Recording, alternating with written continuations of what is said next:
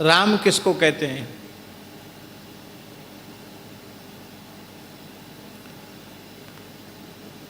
रमुक क्रीड़ायाम धातु से घय प्रत्यय करके राम शब्द निष्पन्न होता है।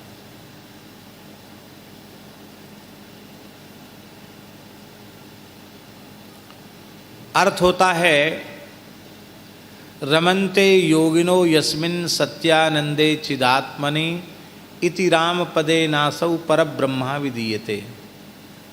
योगी लोग जिसमें रमण करते हैं, यस्मिन् योगिनः रमन्ति।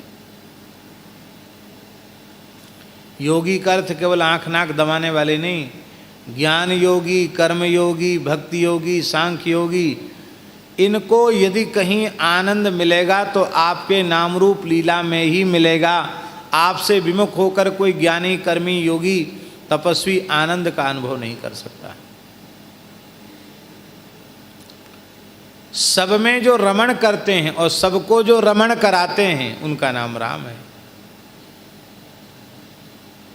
तो मानो तुलसीदास ये कह रहे हैं कि प्रभु आपका नाम तो राम है, सबको आनंद देने वाले हैं। राम सहज आनंद निधानो, आप मुझे भी आनंद दीजिए, आप मुझे भी आह्लाद दीजिए, आप मेरे मन में रमण कीजिए, मेरे हृदय में रमण कीजिए। रघुवीर, रघुवीर इसलिए कहते हैं कि हे प्रभु, रघु जी बड़े वीर थे, चर्चा आप एक दिन सुन ही चुके हैं। और रघु जी के वंश में आपसे बड़ा कोई वीर कोई नहीं हुआ। तो मान लो आप हमारे अंतःकरण में रमण इसलिए नहीं कर पा रहे हैं क्योंकि हमने अपने अंतःकरण में काम क्रोधादि षड रिपुओं को, विकारों को बसा रखा है। आप तो रघुवीर हैं। आप तो महाराज किशोरी जी का श्रृंगार कर रहे थे और इंद्र का बेटा जयंत कौआ बन के आया। तो आपने धनुष्बाण भी नहीं छुआ, धनुष्बाण तो वहाँ था भी नहीं, वो तो कुटिया में था।